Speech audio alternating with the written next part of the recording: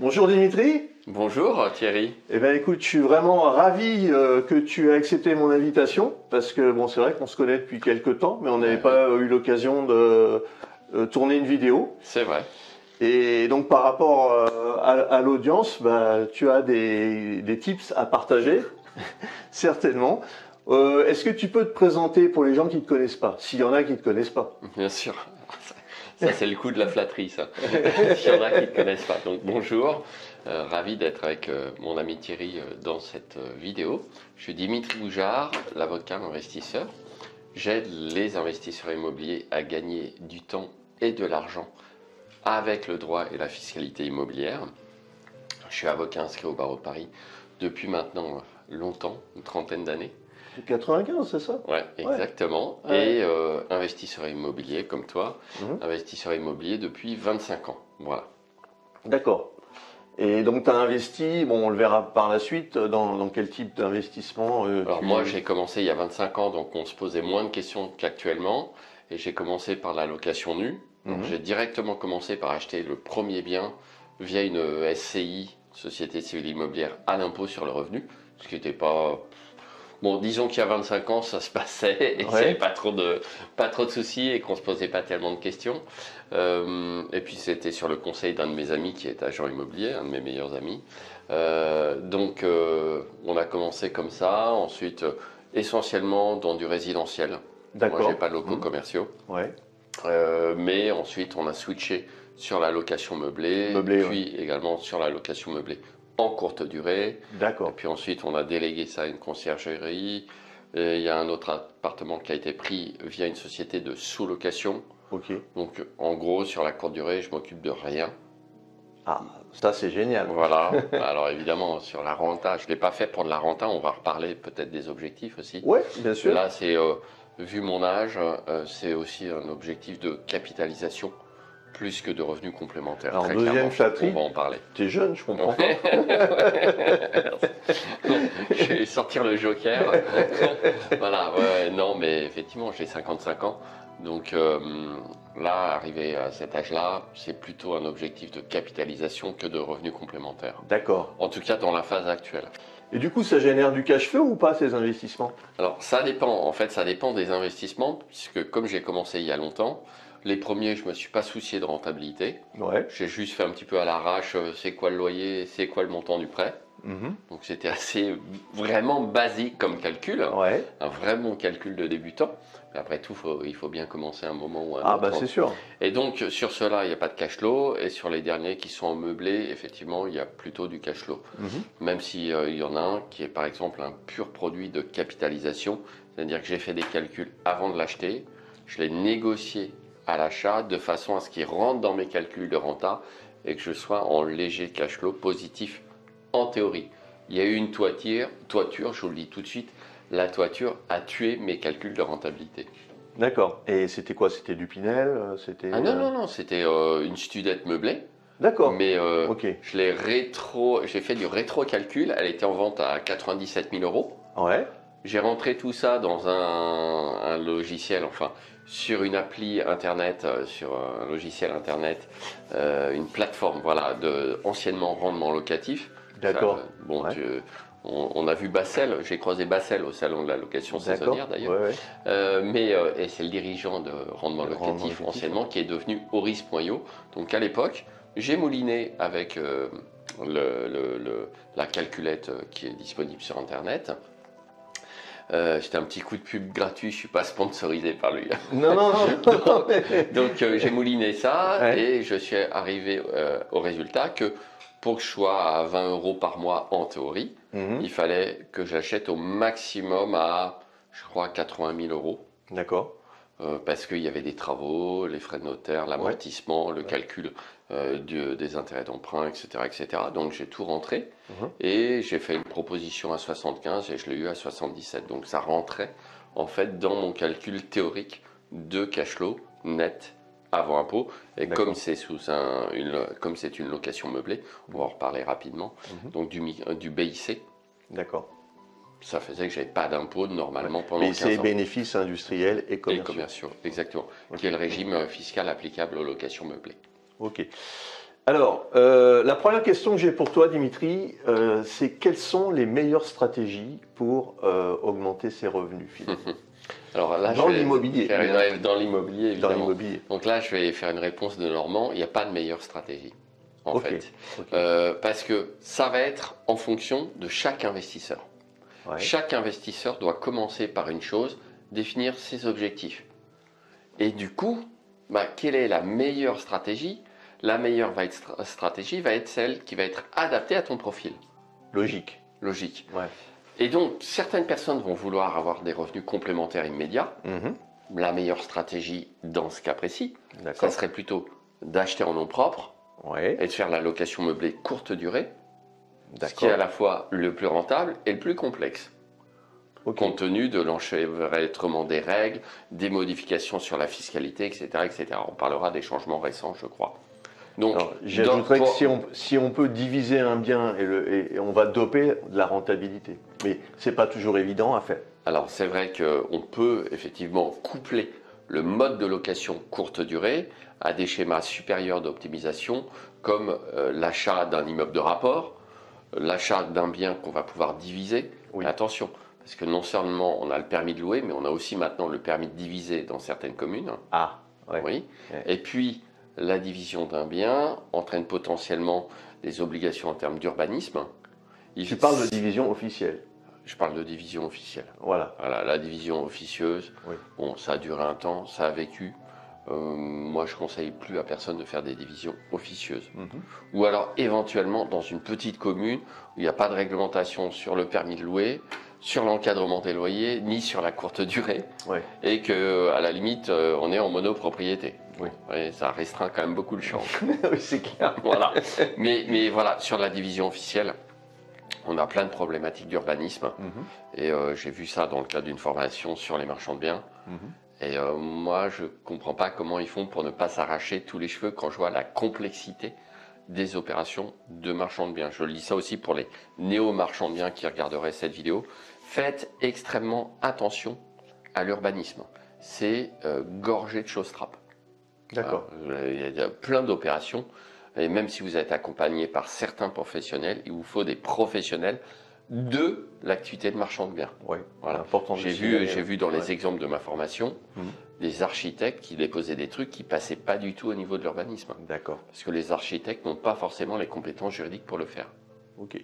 Donc voilà, et des trucs cons, hein, l'implantation d'un local vélo. Ah tiens, il a oublié d'implanter un local vélo. Projet retoqué en mairie. Il implante le local vélo. Ah tiens, il a mal implanté. Deuxième rejet en mairie. Et à chaque fois, des mois de perdus. Oui, donc tout ça pour revenir à ta question sur la division. Oui, on peut dans certains cas faire la division pour doper.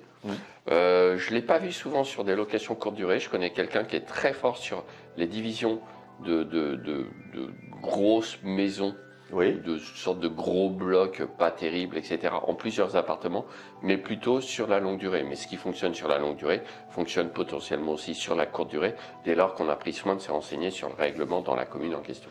D'ailleurs, on peut peut-être préciser que quand on fait de la longue durée, du coup, la rentabilité d'un bien sur de la longue durée, c'est l'obligation qu'on a quand on va faire de la courte durée. Parce que si jamais, pour une raison X ou Y, les lois évoluent et qu'on ne peut plus faire de courte durée, le bien, il faut qu'il soit rentable en longue durée. Tu parles d'avoir un plan B, effectivement. Oui, c'est ce que disent certains formateurs les plus sérieux. Ils ont raison, hein, c'est mieux de ne pas se focaliser uniquement et de construire votre plan de rentabilité uniquement sur la courte durée. S'il y a une évolution législative dans la commune dans laquelle vous le faites, vous risquez d'être planté, très clairement. Alors attention, aussi on peut avoir des petits jokers, donc peut-être on donnera un tips là-dessus, justement pour pérenniser son investissement en location courte durée. Exact. La deuxième question que j'ai pour toi, c'est par rapport aux pièges, entre guillemets, fiscaux. Comment on peut les éviter? Parce que, comme tu dis, les choses trappent, c'est truffé de pièges. Et comment on peut les éviter du coup? Parce que bon, quand on est un peu néophyte et qu'on veut investir, on n'a pas toujours l'information. Alors, je donnerais 2 conseils essentiels pour éviter les difficultés fiscales. Parce que il y a des pièges, effectivement, il y a des choses très complexes. Et puis, de toute façon, on peut se retrouver en difficulté fiscale, non pas parce que c'était un piège, mais parce qu'on a tout simplement choisi la mauvaise option. D'accord. Sans que ça soit d'une complexité folle. Ouais. Mais si on n'a pas eu le bon raisonnement, on ne choisit pas la bonne option, Ok. et ensuite, dans certains cas, on ne pourra pas la rectifier. Je vous donne un exemple très simple de choix de mauvaise option. Acheter en nom propre ou acheter en société. Si on fait le choix d'acheter en nom propre, on va être assujetti aux règles fiscales de la location nue ou meublée en nom propre. D'accord. Alors que si on achète en société, et je pense évidemment principalement à la société civile immobilière, on aura peut-être le choix entre l'impôt sur le revenu, la transparence fiscale qui à une époque était le choix majoritaire pour les sociétés civiles immobilières. Il y a quand même un renversement de tendance. On peut opter pour l'impôt sur les sociétés. Par contre, il est trop tard pour changer le mode d'achat. Et donc on ne pourra pas être à l'IS si on a acheté en nom propre. Okay. Tu vois, ça supposerait qu'on revende. Donc là, ça peut être quelque chose qui n'est pas très compliqué, même si on ne s'est pas posé la question, il est trop tard pour revenir en arrière. De la même façon, si on a acheté en société en optant pour l'IS, alors maintenant il y a un petit changement, on a un droit de retour depuis quelques années pour rechanger d'option, mais c'est limité dans le temps. Donc si on a acheté à l'IS, en société à l'IS, on n'a pas acheté en nom propre. Donc on ne pourra pas réclamer l'application du statut du micro-BIC ou ce genre de choses. Donc, parce qu'on aura mal dimensionné son investissement. Bref, deux conseils, déjà s'interroger quand même sur le mode d'acquisition. D'accord. On revient aux objectifs. En fonction des objectifs, essayer de se renseigner. Donc ça, c'est l'information. On va trouver de l'information sur Internet. Mais là, deuxième conseil, pour tout ce qui est fiscal, ne vous adressez qu'à des professionnels du droit et de la fiscalité. Surtout pas à ChatGPT. Alors, voilà, j'ouvre une parenthèse, effectivement. Moi, j'ai un avis bien arrêté sur ChatGPT. Ouais, qu'est-ce que tu en penses? J'adore ChatGPT. Ok, tu t'en sers tous les jours? Je m'en sers tous les jours. Ok. Alors, mais parce qu'il y a un énorme mais, d'accord, je m'en sers tous les jours, non pas pour de la consultation juridique et fiscale immobilière. Je m'en sers, par exemple, pour me débroussailler un thème. Ok. Donc, et puis je vous dis, il faut une version payante. Si vous avez une version gratuite, votre niveau il est largement inférieur à la version payante. Il faut prendre la 4.0 minimum. Oui, et puis ça coûte $20 par mois. Donc, si vous n'avez pas $20 par mois à dépenser, alors que vous êtes investisseur immobilier et que vous pourriez utilement utiliser ChatGPT, parce que les possibilités sont absolument dingues. Je ne parle même pas de toutes les autres IA qui existent actuellement. Oui. Mais il y a Perplexity, il y a Claude, il y a Grok, il y a même Genspark qui est plus récente. Bref, il y en a énormément. Mais ChatGPT, tout le monde le connaît, donc on va rester là-dessus. Et donc, moi, je m'en sers pour débroussailler les sujets. Je vais lui dire, fais-moi un topo sur le régime juridique applicable au logement de fonction. Alors après, on apprend à prompter. Mais il va aller compiler pour moi des sources d'informations. Et comme je connais déjà quand même et que je sais vérifier ce qu'il va me dire parce que je sais aller lire les articles de loi, la jurisprudence, etc., ça va me faire gagner du temps pour débroussailler le sujet, avoir les grandes lignes. Il va me mettre les sites de référence sur lesquels il est allé chercher et il va me faire une synthèse. Alors que moi, j'aurais passé des heures à aller lire les sites des articles. Et là c'est un gain de temps phénoménal. C'est un gain de temps phénoménal. Par contre, lui demander un conseil fiscal, de rédiger un contrat, faire des statuts de société, vous pouvez oublier tout ça, c'est mort. Ça ne fonctionne pas. Il est capable, pour me faire plaisir, de m'inventer de la jurisprudence. Ah oui, donc, carrément. Tu l'as vu, tu l'as vu ça. Bien sûr. Alors c'est facile. Moi, je suis abonné à une IA d'une LegalTech, la société Doctrine, qui est une des plus grosses LegalTech en Europe, une des plus grosses, je dis bien. Et eux, ils font que du droit. D'accord. Et ils ont des ministères comme clients, des cabinets d'avocats, etc. Donc c'est pas $20 par mois, c'est plus de 200 € par mois, là, l'abonnement. D'accord. Mais eux, c'est que du sourcé. Ils recueillent les décisions auprès des tribunaux, des cours d'appel, de la Cour de cassation. Ils ont accès à Légifrance, ils ont accès aux circulaires, ils compilent tout ça, toutes les sources. Et donc, quand j'ai une info qui me paraît bizarre de la part de ChatGPT, qu'est-ce que je fais? Je vais taper la référence de jurisprudence que ChatGPT m'a sortie, parce qu'il est malin. Il me cite aussi la référence avec le numéro de l'arrêt et tout. Et je la tape dans Doctrine, et évidemment, immanquablement, ça n'existe pas. Alors que dans Doctrine, si c'est de la Cour de cassation, je suis sûr que je la trouverai. Tu es en train de nous dire que ChatGPT va inventer des décisions qui n'existent pas. C'est faramineux. Ah oui, mais il me l'a. Alors, là où c'était le plus flagrant, c'est une recherche en février, et il me sortait de la décision de mars 2025. D'accord. Là, j'ai pas eu besoin de faire de recherche. Je lui fais faire de recherche en février, il me sort de la décision du futur. Il faut lui demander les numéros de l'auto. Pour tout ça, voilà, vous ne vous adressez qu'à des professionnels du droit et de la fiscalité. De la même façon, bon, vous pouvez avoir de l'information qui sera un peu plus sérieuse chez certains formateurs. Et je travaille avec des formateurs IMO aussi. Mais en fait, maintenant, la tendance, c'est quand même quand il y a un formateur qui fait une formation sur l'immobilier, en général, maintenant, il inclut des modules réalisés par des professionnels du droit et de la fiscalité. Ça me paraît assez évident. Ouais, mais il y a encore 5 ou 6 ans, c'était pas la tendance. Ouais. C'était le formateur lui-même qui allait, parce qu'il avait son expérience, donner des conseils. Ouais. Bon, c'est plus le cas maintenant. Quand ils atteignent un certain niveau, ils préfèrent faire ça. Il faut bien comprendre que c'est un vrai métier, quoi. Enfin, je veux dire, bon...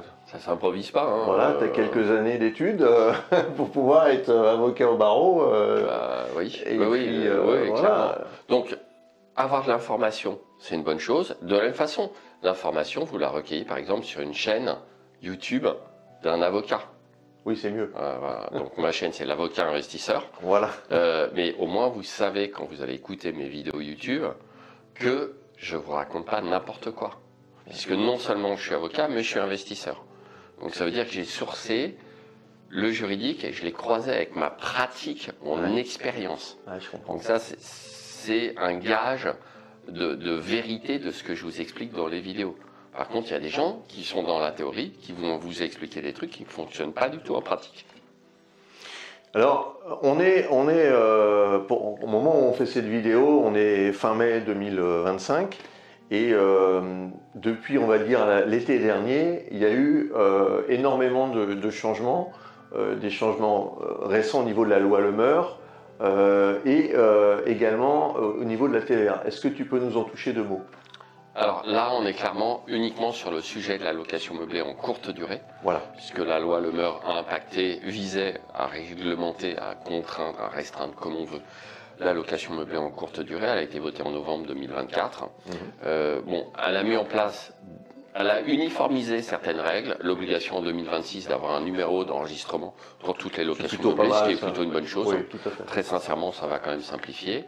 Alors ça pose ensuite des problématiques de numéro d'enregistrement pour la RP. Si c'est plus une RP, il faudra peut-être changer de numéro d'enregistrement dans certaines communes. Oui, ça va poser plein d'autres problèmes. Mais globalement, elle est venue aussi modifier la fiscalité, mais que sur l'année 2024. On a de nouvelles règles fiscales pour l'année 2025, qui résultent, elles, du vote de la loi de finances en février 2025. Donc, loi Le Meur, on y perd son latin un petit peu, clairement. Loi Le Meur, elle a aussi octroyé une possibilité de modifier les règlements de copropriété pour interdire la location courte durée, non plus à l'unanimité, mais à une majorité qualifiée. Ouais. Gros changement quand même. Elle a et 2 tiers, je crois, c'est ça. Oui, c'est ça. Elle a créé une possibilité pour des communes d'imposer que les nouvelles constructions soient à usage ou destination, je ne suis pas encore au clair là-dessus parce que la loi a été rédigée bizarrement, une obligation d'utilisation de résidence principale. Donc je veux construire une nouvelle habitation, il faut qu'elle soit à usage d'habitation pour la résidence principale. Alors la loi a pas, moi je pense qu'il faudra des décrets d'application parce que résidence principale pendant combien de temps? Est-ce que ça doit être forcément ma résidence principale? Si j'ai un locataire, mais qu'il part, qu'est-ce que ça devient? Est-ce que j'ai le droit d'utiliser un bail de logement de fonction qui n'est pas forcément un bail de résidence principale? Bref, ça va poser plein d'autres questions. Voilà, il y a eu tout un package de mesures qui visent la location courte durée, mais spécifiquement. Et puis après ça, on a eu le vote de la loi de finances pour l'année 2025, qui aurait dû être voté fin 2024, mais qui n'a été voté qu'en février 2025, qui là a encore changé la fiscalité pour les locations meublées. D'accord. Mais en plus a changé la fiscalité de la plus-value à la revente des loueurs meublés non professionnels. Ah oui, d'accord. Voilà. Et du coup, sur la TVA, alors, Dimitri Alors, sur la TVA, Ouais. là, pour le coup, c'est ni la loi Le Meur, Ouais. ni la loi de finances, c'est encore autre chose. D'accord. Eh oui, puisqu'en août 2024, le Bercy a modifié les critères de la para-hôtellerie, D'accord. ce qui a entraîné potentiellement l'assujettissement à la TVA de la majorité des loueurs meublés en courte Il durée. faut 3 critères sur 4. Il fallait 3 critères sur 4. Ouais. Et grosso modo, dès que vous aviez des séjours de moins d'une semaine et que vous changiez le linge et que vous faisiez le ménage avant l'arrivée du nouvel occupant, Ouais. comme le critère sur l'accueil, même non personnalisé, était aussi quasiment systématiquement rempli, tout le monde basculait en para-hôtellerie presque. Ah oui. Ok, donc panique à bord. Oui, parce que ça sous-entend qu'il faut monter les prix pour 10% absorber sur le prix des nuitées. les 10% de TVA, du coup. Ah bah là, les loueurs n'avaient plus le choix. Soit ils augmentaient leur prix de nuitée de 10%, puisque la TVA sur une nuitée courte durée, c'est comme dans l'hôtellerie, c'est 10%. 10%, oui. Soit ils rognaient leur marge de 10%. D'accord. Donc gros chambardement quand même. Ouais. Enfin, ils pouvaient aussi récupérer la TVA sur les fournisseurs pour 20%. Enfin bon, ça. Oui, mais globalement, quand même. C'était quand même assez. Non, c'est largement en faveur de l'État. Ok. À part sur des biens avec de gros travaux potentiellement, mais on va dire que c'est une petite frange de la catégorie des loueurs meublés. Ok. D'accord. Ok. Et puis ça pouvait impacter aussi ça va impacter quand même parce qu'on va y revenir. Ça impacterait aussi les plus petits loueurs. Oui, bien sûr. Donc, bref, ça a quand même fait beaucoup de bruit. Ensuite, petit impact de la loi de finances, mais on va revenir sur Bercy et le BOFIP, c'est l'abaissement surprise du seuil d'assujettissement à la TVA en février à 25 000 euros. 25 000 Alors euros. que les loueurs meublés qui se disaient, ouais, je vais passer en para-hôtellerie, mais de toute façon, moi, mon seuil était à 85 500 euros. D'accord. Donc, on pouvait du coup être para-hôtelier, mais ne pas être assujetti à la TVA. Oui.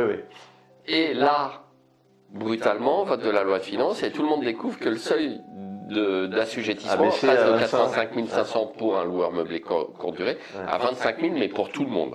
Ok. C'est-à-dire, on a beaucoup parlé des micro-entreprises, encore appelées auto-entrepreneurs, mais en réalité, c'était pour les sociétés, et quelles que soient les activités. Ils avaient dit, le seuil d'assujettissement, c'est-à-dire ce qu'on appelle aussi la franchise de TVA, si vous dépassez 25 000 dans une activité commerciale, TVA pour tout le monde. D'accord. Ce qui avait le mérite d'être simple, ceci étant. Mais ce qui avait aussi beaucoup d'inconvénients. Donc du coup, ça a été retoqué. Non. Ah, ça n'a pas été retoqué. Non, Ok. Contrairement à ce que... Mais c'est pas applicable en 2025. Va pas si vite. Non,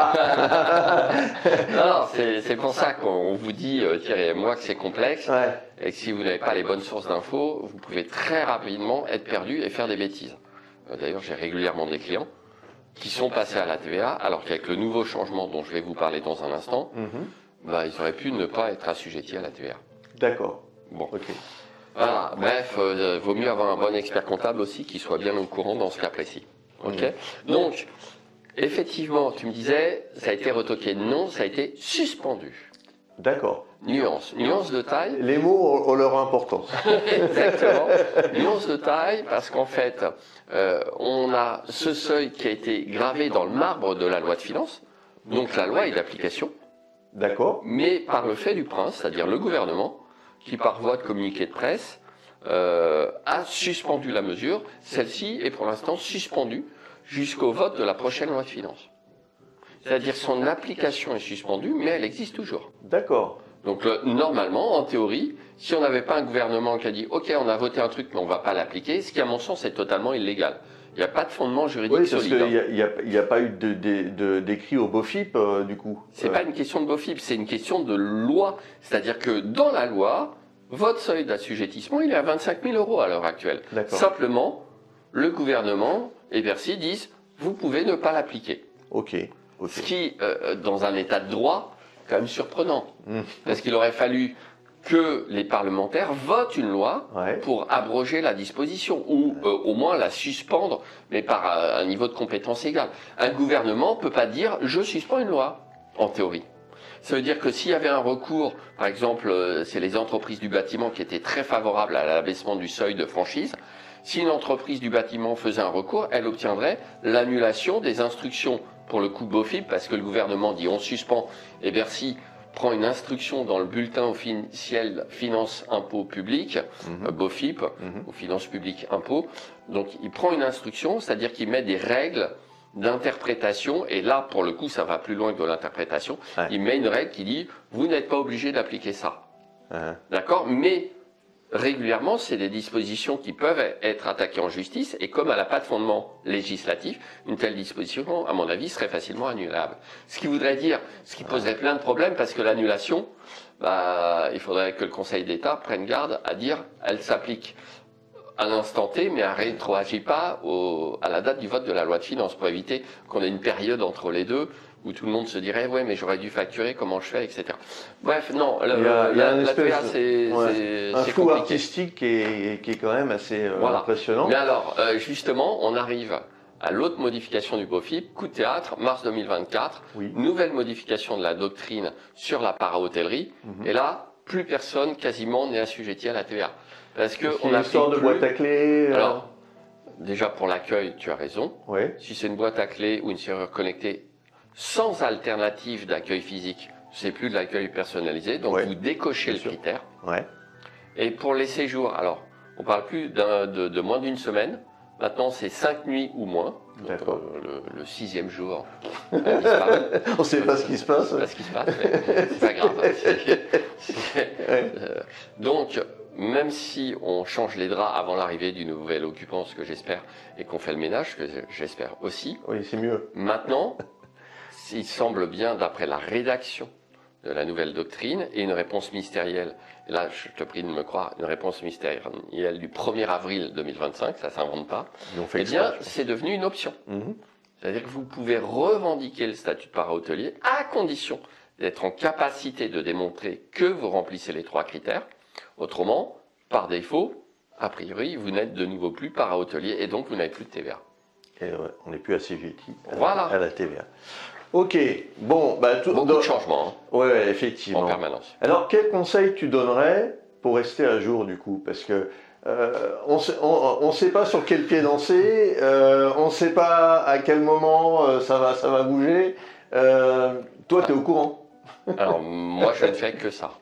Je fais ça tous les jours, ce qui veut dire que j'ai une veille permanente. J'ai des alertes avec des outils spécialisés. J'ai des abonnements coûteux, comme je te le disais, rien que Doctrine, c'est plus de 200 € par mois. J'ai des abonnements à des publications, c'est plusieurs centaines, voire plusieurs milliers d'euros par an. Les éditeurs juridiques, c'est ça. Donc j'ai effectivement tous les moyens de le faire. Et en plus, j'ai le temps, puisque c'est mon activité. Si vous passez du temps pour essayer de faire la même chose, c'est juste impossible. D'une part, vous ne saurez pas où trouver la bonne information. Vous ne serez pas capable de savoir si elle est bonne ou pas. Il y a actuellement, à l'heure où on fait cette vidéo, une nouveauté. C'est des sites qui sortent de nulle part. sdfs.fr, des trucs comme ça. farmitou.com, enfin des trucs. C'est que de la fake news juridique et fiscale immobilière notamment. C'est-à-dire qu'ils tapent un prompt pour sortir un article avec un titre hyper accrocheur. La nouvelle est tombée. Fin du squat en juillet 2025, la nouvelle loi. J'ai vu ça, oui, effectivement. Il n'y a pas de nouvelle loi. Il n'y a pas de nouvelle loi. J'ai vu ça. C'est faux. Il n'y a pas une nouvelle loi et il ne se passe rien. Ensuite, ça fait cliquer, c'est pour vendre de la pub. Donc vous allez. Ça, c'est vraiment une vraie plaie, d'accord? Moi, j'en ai recensé déjà 4 ou 5. Donc, vous oubliez tout ça. Et comme je le disais, pour rester à jour, vous, par exemple, vous abonnez à ma chaîne, ça c'est gratuit. Et puis, on reparlera du droit d'investir. Parce que j'ai un podcast hebdomadaire pour investisseurs immobiliers où là, grâce à ça, vous pourrez avoir directement les bonnes infos toutes les semaines, sans compter le Zoom mensuel, etc. etc. Mais c'est devenu impossible maintenant pour quelqu'un qui n'a pas de compétences juridiques de démêler le vrai du faux sur Internet, y compris sur des sites parfois sérieux qui, parce que les articles sont rédigés par des pigistes, qui ne sont pas des juristes, vont contenir des incohérences ou des contre-vérités. Moi, j'ai déjà lu ça dans des sites d'articles du Figaro, par exemple. Ok. Dis-moi, Dimitri, quels sont tes meilleurs investissements? Alors, tu as dit tout à l'heure que tu avais fait du nu, tu avais fait du meublé. Ton meilleur investissement, c'est quoi? Mon meilleur investissement, c'était un appartement que j'avais acheté à Paris. Mais je l'ai fait, en fait, c'était un meilleur investissement, c'est un peu par hasard. C'est-à-dire que c'était pas calculé. J'avais acheté une petite surface dans le 17e et je l'ai revendu 8 ans après et le prix avait été multiplié par 2,5, quoi. D'accord. Mais ça, c'était un super investissement. Mais voilà, c'était pas calculé, c'était juste parce que j'avais eu une bonne affaire à l'origine et j'ai eu la chance de voir les prix de l'immobilier exploser pendant cette période. Maintenant, pour faire de bons investissements, il faut faire du calcul. Je n'ai de cesse de le répéter. Et là, on a tous les outils en ligne. Il faut poser les chiffres. Moi, en 2003, je n'avais pas d'outils en ligne. On utilisait quand même assez peu Internet. On n'avait pas de formation. Bref, c'était une autre époque. Ah bah 2003, oui, ça démarrait effectivement, Internet. Ça démarrait à peine. À peine. Voilà. Il n'y avait pas Airbnb n'était pas créé. Oui. Donc, voilà, donc rétrospectivement, voilà, j'ai acheté un bien parce que je l'ai vu dans une devanture d'agence immobilière. D'accord. Maintenant, les investisseurs, ils programment des alertes sur leur téléphone portable pour être informés des nouvelles annonces. Bon, donc ça, c'est un bon investissement. Et deuxième bon investissement, c'est peut-être, ça va peut-être surprendre des gens, mais c'est l'achat de la résidence principale. D'accord. Voilà, clairement, je considère que c'est un bon investissement dans le sens où ça ne vous rapporte pas d'argent, mais vous capitalisez tous les mois, parce que vous remboursez un crédit. Évidemment, si vous l'achetez cash, la question ne se pose pas. Mais au moins, vous êtes tranquille, vous êtes chez vous. Et je pense, là on tourne cette vidéo, on n'arrête pas de nous bassiner avec la crise du logement. D'accord ? La crise du logement, je le dis tout net, c'est pas à cause d'Airbnb.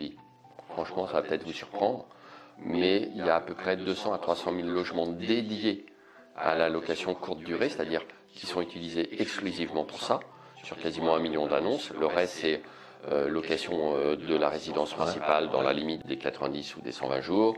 C'est location occasionnelle d'une maison de campagne qui n'est pas utilisée. Bref, c'est de toute façon pas une transformation d'un bien qui aurait été utilisé à usage habitation. Et en comparaison, il y a plus de 3 millions de logements vacants. Oui. Alors, ils ne sont pas tous utilisables non plus, bien sûr. Il y en a certains qui sont squattés. Non, c'est très peu aussi, c'est très marginal le squat en France. En réalité, ça fait très peur.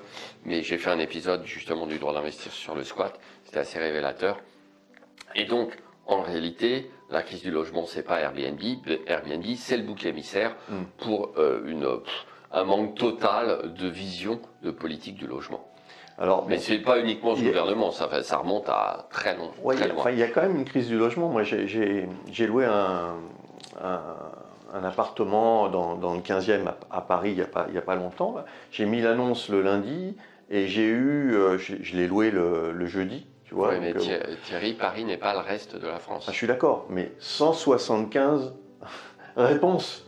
175 réponses. Oui, Paris, si tu fais la même annonce au fin fond de la Creuse ou de la Lozère, je ne suis pas sûr que tu auras le même nombre de réponses. Je suis d'accord. Par contre, les universités dans la Creuse, il n'y en a pas énormément non plus. Non plus. Non, mais voilà, c'est clair. Donc, mais ça, c'est quoi? C'est la politique d'aménagement du territoire et la politique du logement. Oui, tout à fait. Donc Airbnb, c'est montré du doigt parce que ça arrange plein de monde de trouver un responsable. Cela dit, encore une fois, je ne vais pas jeter la pierre particulièrement sur ceux qui nous gouvernent actuellement. Les autres pays font la même chose. Au Portugal, c'est de la faute des retraités français si les prix de l'immobilier ont explosé. Donc c'est jamais de la faute des locaux, c'est toujours de la faute de quelqu'un d'autre. Là, c'est Airbnb chez nous. Et en Andorre, alors ça me fait rire, je cite toujours l'exemple. Tenez-vous bien, en Andorre, si les prix de l'immobilier ont grimpé, c'est à cause des youtubeurs. D'accord. Eh oui, les youtubeurs gagnent beaucoup trop d'argent, ils s'installent en Andorre pour des raisons fiscales, et c'est à cause d'eux qu'on peut plus se loger. Moi, il me semblait que les gens qui gagnaient de l'argent avec YouTube étaient quand même toute petite minorité. Oui. Apparemment, pas pour Andorre. Bon, il faut toujours trouver un responsable. C'est sûr. Voilà. Donc, meilleur investissement, moi, je reste aussi sur la résidence principale. Une fois que c'est payé, vous êtes tranquille. Et justement, quand on a une crise du logement, croyez-moi, vous n'avez pas envie d'être locataire à l'âge de la retraite. Non. Bah oui, mais imaginez, vous êtes à 20 ans de la retraite. Déjà, qu'est-ce qui vous garantit que vous aurez une retraite dans 20 ans? Oui, je pense. Qu'est-ce qui vous garantit que même si ça tient encore 20 ans, ça va tenir 20 ans de plus pour vous servir votre retraite? Il ne suffit pas d'y arriver. Il faut en plus que le système tienne 20 ans de plus, donc 40 ans. D'accord? Ouais. Et si vous n'avez plus de retraite, vous paierez comment votre loyer? Ben, on va effectivement Sans parler avoir, que même si le système continue à tenir, ouais.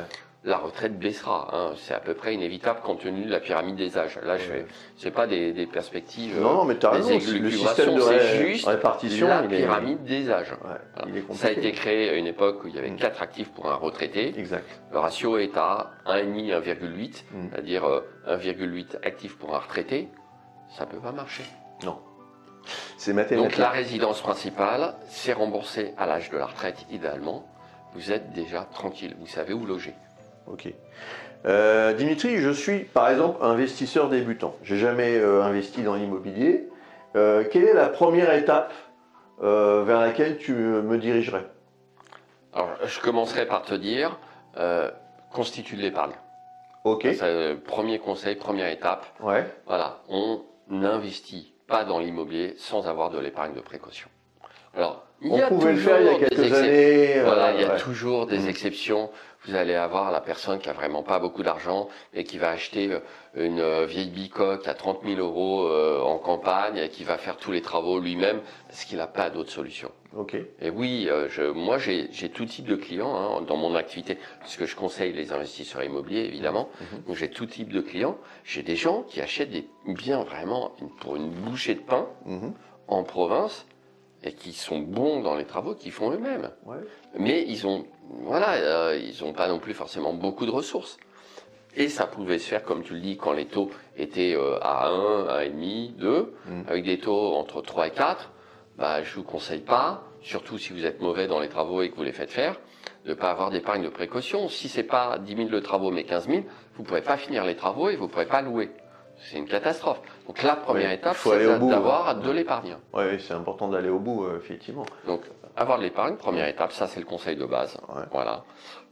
Alors après, encore une fois, suivant vos situations, ça ne veut pas dire non plus qu'il faut avoir des centaines de milliers d'euros. Hein. Ouais. Je sais qu'on va régulièrement investir sans apport, etc. Bon, on peut investir sans apport dans certains cas, ça existe encore. On finance les frais de notaire. Travaux. Les travaux. Il y a encore des banques qui font du 110%, ou voire même 120, 130 en incluant tout. Mais ça n'empêche qu'il faut quand même avoir de l'épargne de précaution. Il ne faut pas confondre l'épargne et l'apport. Oui, on peut très bien ne pas mettre d'apport et constituer un dossier bancaire avec de l'épargne. Exactement. Donc ça, c'est vraiment la base. Et puis la deuxième chose, c'est de se former un minimum. Voilà. Alors, c'est quoi pour toi un bon dossier bancaire? Qu'est-ce que ça doit réunir? Parce que il y a des gens qui sont en CDI, il y en a d'autres qui sont en CDD, il y en a qui sont avec des sociétés. Quel est le meilleur profil? Les bons profils qu'aiment bien les banques, c'est les fonctionnaires déjà. Ouais. Alors ça au moins c'est immuable. Hein. Ouais. Voilà, ça les banques aiment bien. Si vous travaillez dans une banque, c'est pas mal non plus. Ouais. Il y a des facilités, notamment sur la durée de prêt. Ensuite, c'est le CDI, le contrat à durée indéterminée. Et évidemment, idéalement après la période d'essai. Si vous êtes en période d'essai, le banquier ne vous regarde pas du même œil. Puis ensuite, il y a les professions indépendantes si vous avez déjà plusieurs bilans. Il en faut 2 minimum. Oui, je pense que c'est bien. Mais... Ouais. Avec et des puis bénéfices. ensuite, vous avez des dizaines de banques en France. Donc en fait, il y aura aussi des banques, en fonction aussi de la relation avec votre conseiller bancaire, qui vont vous accorder du crédit, même si vous ne rentrez pas dans les cases. Okay. Donc c'est pas le profil idéal, c'est CDI avec de l'épargne. Voilà.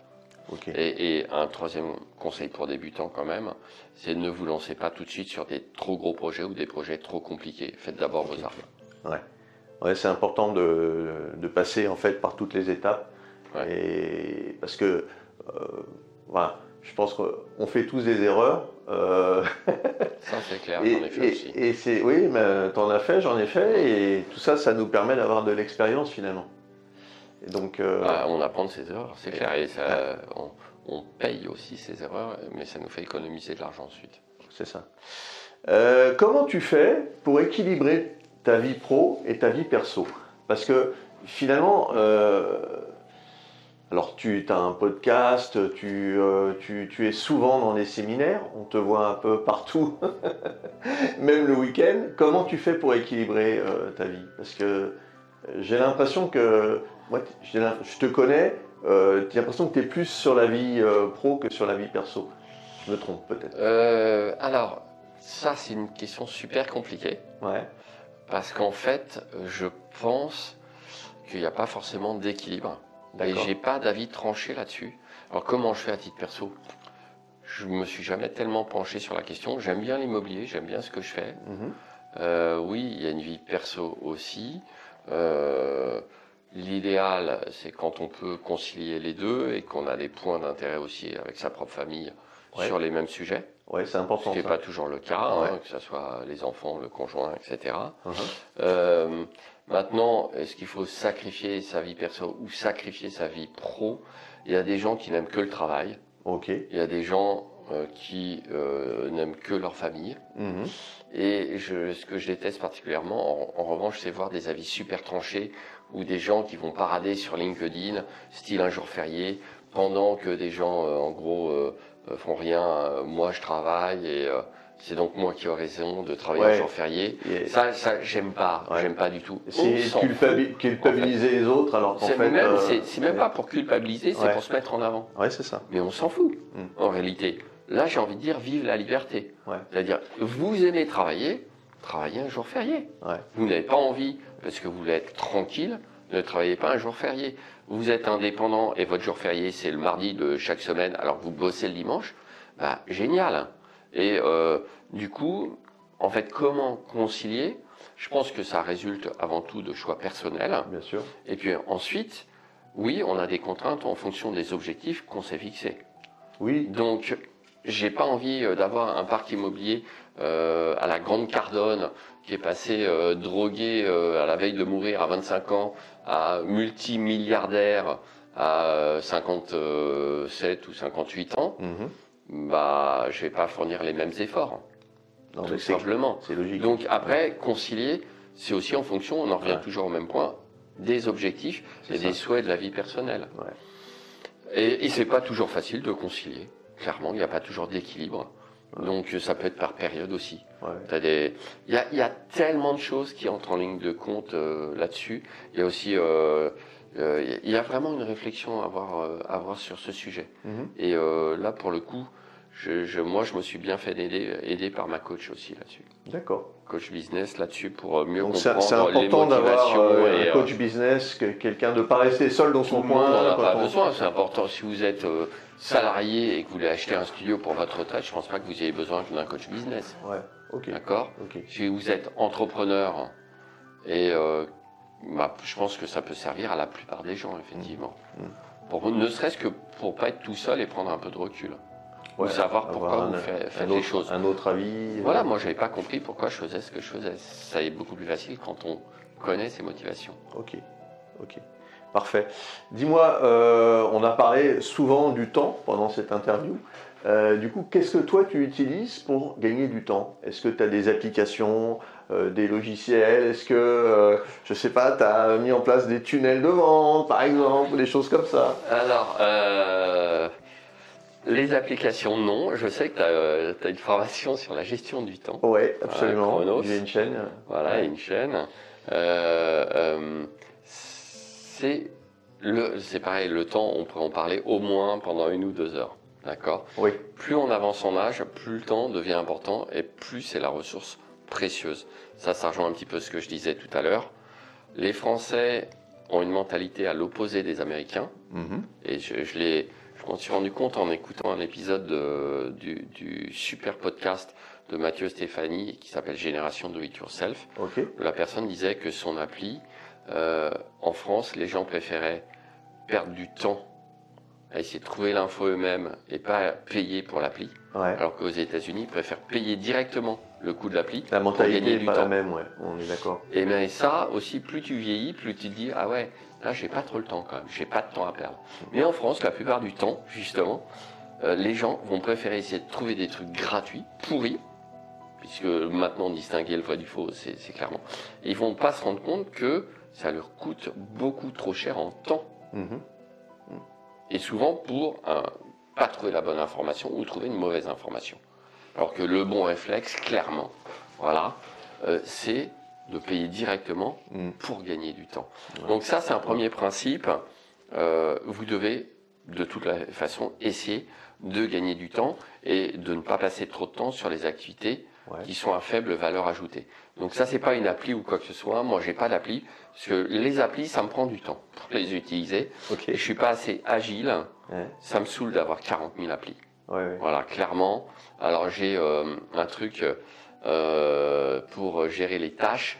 C'est Todoist. Todoist, ouais. Voilà, tu dois connaître. Oui, il y a Todoist, il y a Trello, il y a Notion, il y a Et moi, passer du temps pour apprendre à le fonctionnement d'un truc comme Notion, ça me saoule. J'ai pas envie. Ça va peut-être me faire gagner du temps, mais j'ai pas envie de passer du temps à ça. Todoist, je l'ai. De temps en temps, je pense à l'utiliser. Mais en fait, la plupart du temps, mes tâches restent dans Todoist. Ça ne me fait pas vraiment gagner de temps. Par contre, il y a un super principe pour gagner du temps. Et ça, on devrait l'appliquer même au plus haut niveau en France. C'est la simplification. Ah, et oui. Et oui. Plus c'est simple, plus vous gagnez de temps. Et là, quand tu reviens à qu'est-ce que j'ai mis en place, moi, par exemple, je vends des contrats.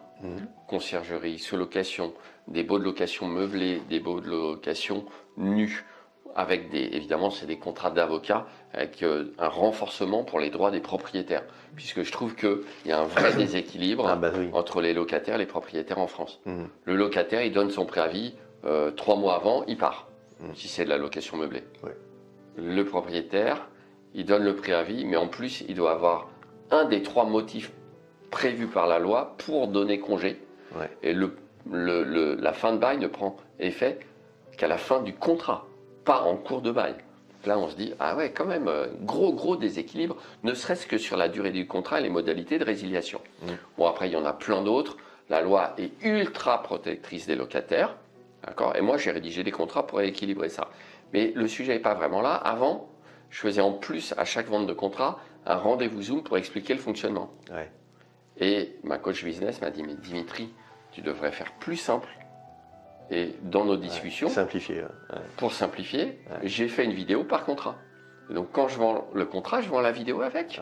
Tout à fait. Puisque je répétais les mêmes explications.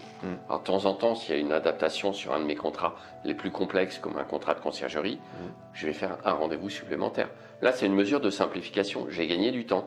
Au lieu de passer à chaque fois 30 minutes, ce qui est devenu ingérable avec les ventes de contrats, maintenant, hop, et bientôt ça sera automatisé, c'est-à-dire qu'on pourra aller sur mon site, cliquer, acheter le contrat en ligne et recevoir le contrat et la vidéo. Super. Donc ça, c'est de la simplification et c'est du gain de temps. Donc dès que vous pouvez automatiser et surtout simplifier les process, et ça s'applique super bien dans l'immobilier, c'est ce que vous devez faire. Oui, il y a des étapes effectivement incontournables. Par contre, il y a une façon de simplifier les choses qui permet d'aller beaucoup plus vite dans les investissements derrière. Exactement.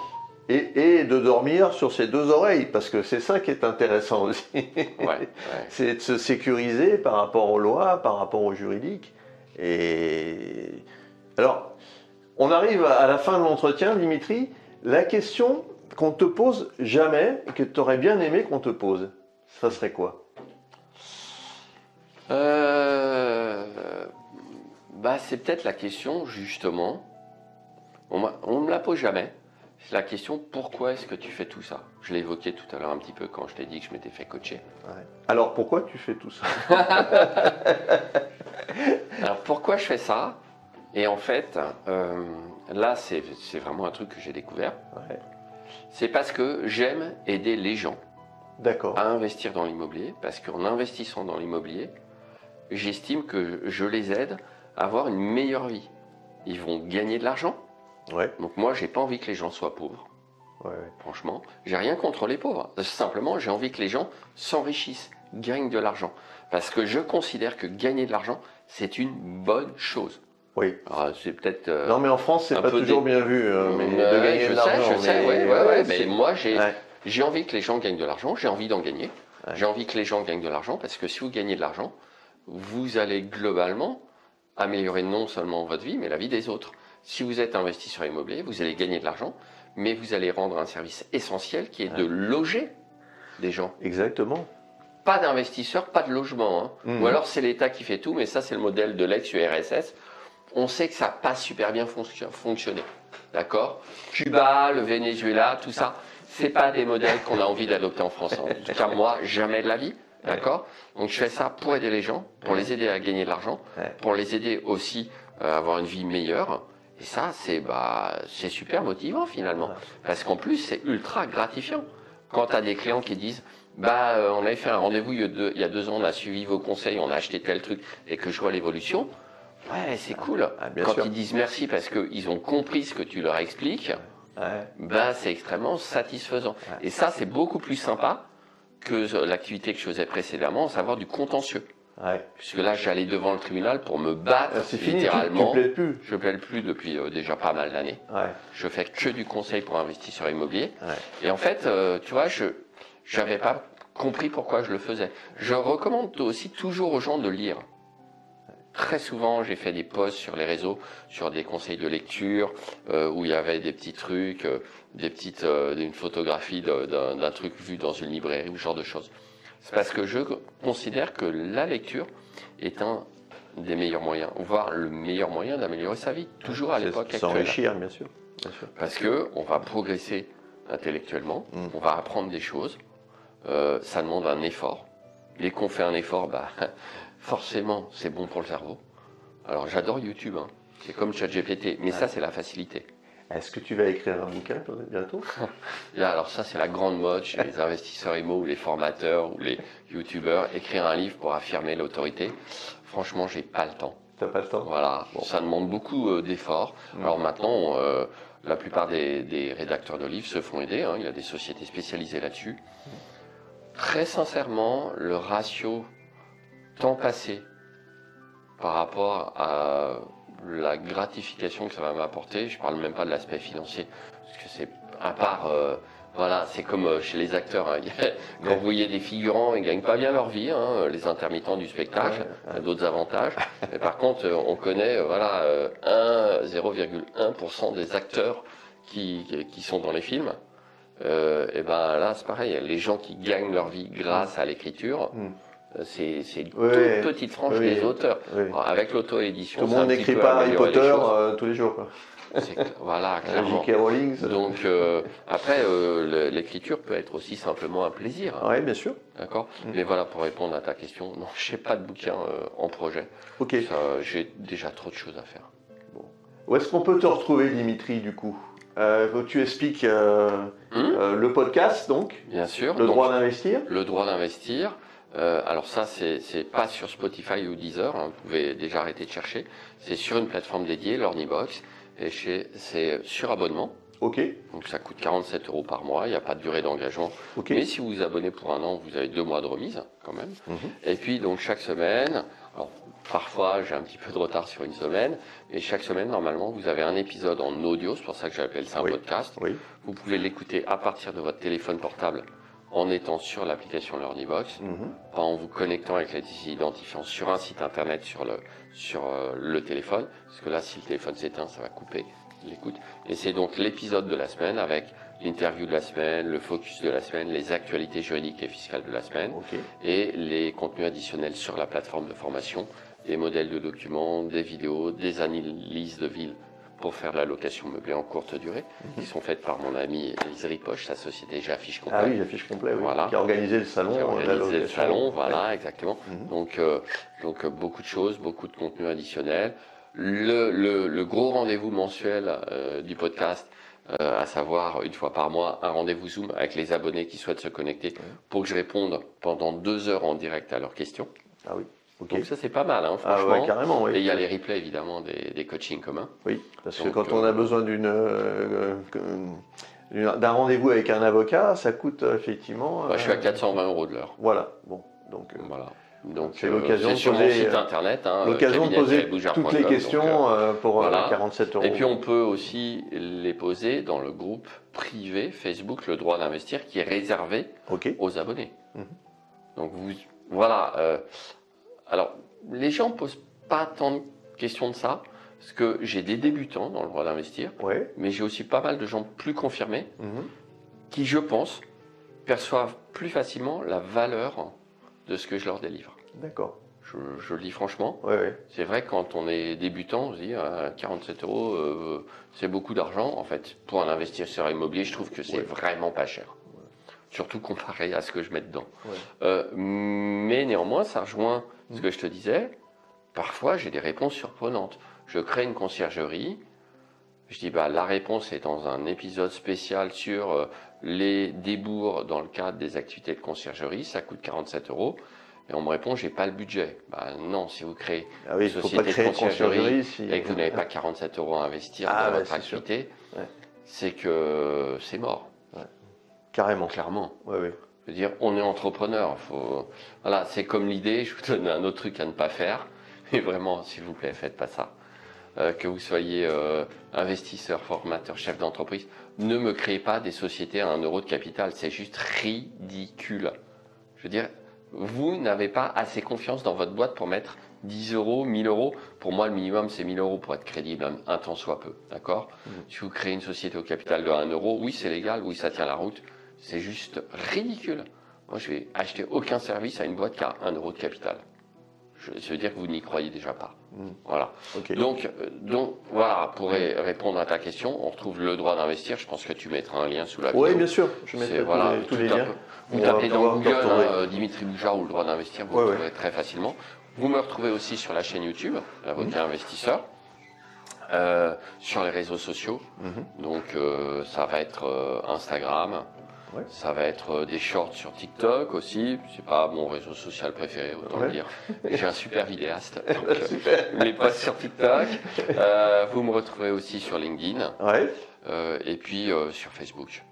Eh bien, écoute, merci beaucoup, Dimitri, parce que je pense que ça va aider, tout ce que tu as dit, ça va aider pas mal de personnes. Ouais, je l'espère. Je vous ai donné quelques informations pratiques qui n'étaient pas forcément juridiques. Oui. Mais franchement, voilà, les choses que je vous dis de ne pas faire ou les conseils pour débutants, appliquez déjà ça.